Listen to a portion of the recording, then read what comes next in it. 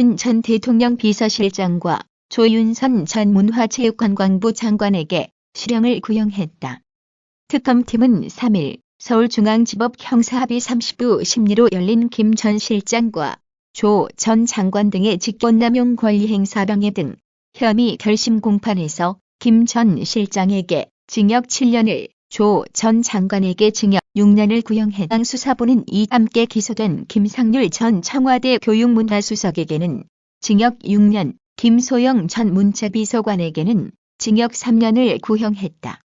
특검팀은 이 사건은 대통령, 비서실장 등 국가 최고 권력이 남용된 것으로 사안이 중대하다라며 문화예술계 지원 배제 기준, 또한 국가안전보장 등과는 무관한 이성적 국가에서 도저히 상정할 수 없는 기준이었다라고 강조했다. 과 트럼프 미 지원 배제 과정 또한 합헌적 절차가 모두 생략됐다라며 지원이 배제된 자에게 그 사유를 철저히 배제함으로써 합법적인 이의 제기를 사전에 완전히 봉쇄하는 치밀함도 보였다라고 지적했다.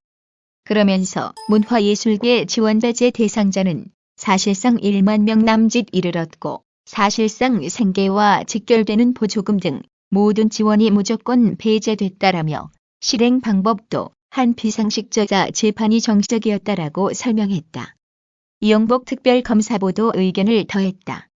이 특검보는 김 전 실장 등이 저지른 범행으로 인해 국가와 국민에 끼친 해악이 너무 중대하다라며 이들은 박근혜 전 대통령의 참모로서 박 전 대통령의 잘못을 바로잡지 못하고 오히려 이에 동조하면서 잘못을 지적하는 사람을 내치고 국민의 입을 막는 데 앞장섰다라고 지적했다. 이 특검보는 문 대통령 부부장 등은 헌법이 소하는 자유민주적 기본 질서의 핵심 가치인 표현의 자유를 침해하고 내 편으로 갈라 나라를 분열시켰다라며 역사의 수레바퀴를 되돌려 놓으려 했다라고 덧붙였다. 김 전 실장 등은 정부 견해를 달리하는 문화예술인들 및 단체의 보조금이 지급되지 않게 조치하는 문화계 블랙리스트를 작성, 주독해 한 혐의로 재판에 넘겨졌다. 김 전 실장은 문체부 특정 공무원들에게 사직을 강요한 혐의, 국회 국정조사의 증인으로 출석해 허위로 증언한 혐의도 받았다. 조 전 장관 또한 국회 국정감사, 국정조사에 출석해 문화계 블랙리스트의 존재를 부인하는 등 거짓으로 증언한 혐의가 있다.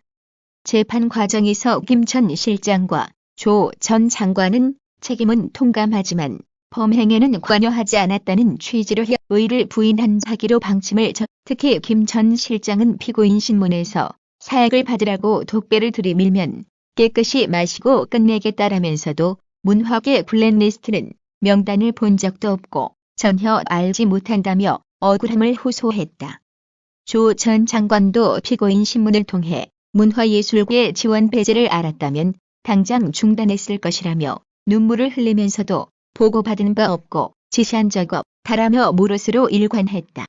김기춘 전 실장은 지금 자신을 구치소로 접견왔던 박관영 전 의장에게 내가 최순실을 모를 리 있겠냐라고 이제야 이야기를 했다고 하던데요. 그렇습니다. 구치소는 참 많은 분들을 변화하게 하나요? 그렇습니다. 이제 드디어 이제 진실을 지인들에게 밝히기 시작하는데 사실 온 국민이 너무나 잘 알고 있을 거라고 우리가 다 생각하고 있었죠.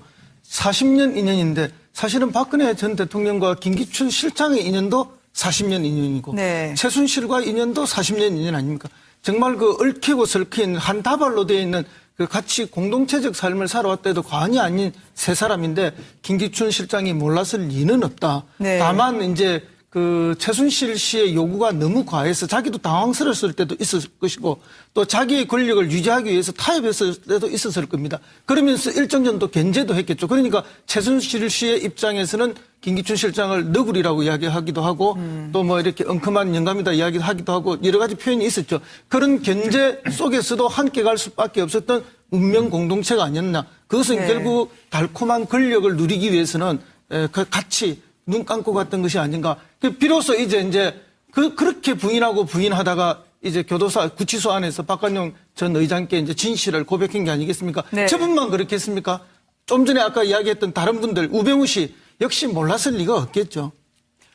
네, 소장님. 네, 제가 볼 때 이제 국민의 검찰을 거듭나기 위해서 박근혜 자신의 임명권자인 박근혜 전 대통령 구속시켰고 그리고 우병우 검찰이랑 오명을 벗기 위해서 우병우 민정수석에 대한 영장도 청구를 했습니다. 이제 남은 과제는 제가 볼 때는 검찰 수사에 대한 개혁인데 우병우 민정수석과 관련해서 김수남 검찰총장과 이영렬 중앙지검장 특수본부장을 비롯한 검찰 수뇌부가 수십 차례 통화한 게 확인이 되고 또 검찰 지휘부하고는 수천 회 정도의 통화 사실이 밝혀졌습니다. 따라서 아마도 우병우 민정수석이 최순실 문제에 대해서 그 직무를 유기하고 직권을 남용하면서까지 보호하고 비호한 뒤에는 검찰의 숨은 조력이 있을 거라는 생각이 듭니다. 이제 검찰이 제가 보기엔 우병우 전 민정수석까지 구속을 시켰다면 김수남 검찰총장의 역할은 끝났기 때문에 김수남 검찰총장이 스스로 사임을 하고 바로 검찰 수뇌부들도 이 문제와 관련해서 자유롭게 검찰에 조사를 할 수 있도록 그렇게 자유롭게 해주는 것이 검찰이 남은 마지막 과제와 숙제가 아닌가라는 생각이 듭니다. 네.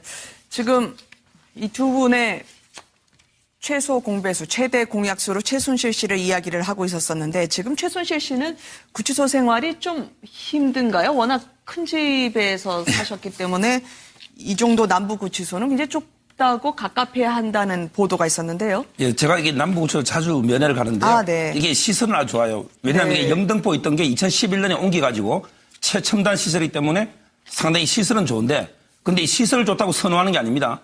왜냐하면 이게 시설이 좋으면 감시시설도 좋고 또 이게 방의 공간은 규격대로 하기 때문에 우리 이게 1.9평 평소 독방보다 더 작은 네. 1.5평 정도밖에 안 된다 하거든요. 따라서 이게 아마 최순실 씨는 상당히 그 평수가 줄었기 때문에 그리고 다른 재소자를 물어보면 대부분 이게 서울구치소를 더 선호하는 것 같아요. 네. 남부보다. 네. 근데 제가 궁금한 거는 1.5평도 작은 건 아닌데 최순실 씨 키는 제가 얼마인지 모르지만 이게 과연 누울 수가 없을 정도인지 그런 상당히 의문이 듭니다.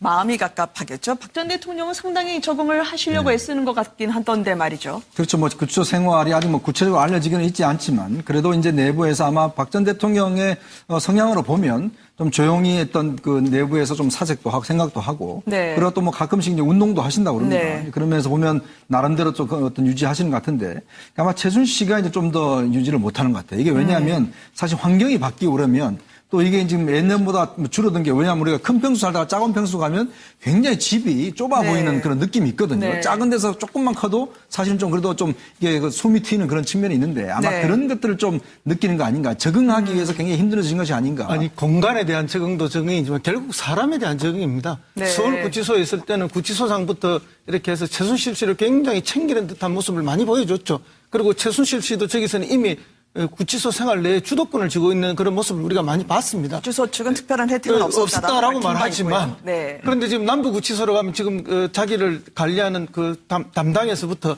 모든 구치소 간부들까지 새로 사귀어야 되는 거 아닙니까?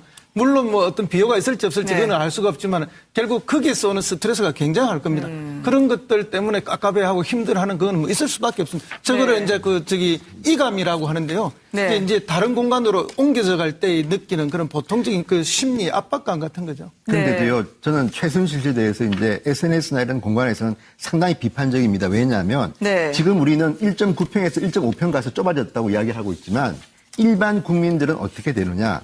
3.5평 정도의 공간에서 6명이 들어갑니다. 그런데 얼마나 좁습니까? 그런데 그 어떤 경우는 과거 이야기인데 6명 들어갈 방에 8명 들어가는 경우도 있다고 합니다. 그렇다면 8명이 3.5평에서 생활하는 게 일반 국민들의 경험담입니다. 그런 네. 분들이 볼 때는 아니 최순실이 뭐길래 저 사람이 무슨 뭐 장관을 지냈고 뭐 대통령 지낸 사람도 아니고 어쨌든 보면 정말 파렴치범 같은데 1.5평이 좁다는 이런 보도를 보면요. 저는 국민의 눈높이에서 보면 최소한 물론 최순실이 1인실에 가는 거는 이유가 있겠으나 변호사님 그건 좀 설명해 주시고 그럼에도 불구하고 일반 국민들의 시각에서 보면 1.5평이 좁다고 하는 저런 불평들 그리고 뭐 뜨거운 물이 없다고 하는 불평들 대한민국 국민들은요. 감옥 가기 싫습니다. 그렇지만 법에 의해서 가는 것이고 그 좁은 데서 다 생활하는데 1.9평에서 1.5평 됐다고 좁다고 하는 저런 말들이 오히려 국민들한테 정말 열받게 하는 게 아닌가 싶습니다. 무엇보다 최순실 씨가 수첩에 BH의 제1, 2안 그러니까 뭐 정호성, 이재만, 안봉근 비서관 문고리 3인방을 뜻하는 것 같은데요. 그들에게 건네진 돈으로 추정되는 숫자만 보더라도 억대더라고요. 이렇게 씀씀이가 컸던 분이 마음속으로 저 구치소의 독방을 받아들이기가 참 쉽지 않겠죠. 네, 뭐 좋은 의미로 생각한다면 박근혜 전 대통령의 문고리 3인방 측근들이 외부의 부정한 돈을 받지 말고 내가 당신들 용돈이나 이런 건 주겠다라고 한 선의로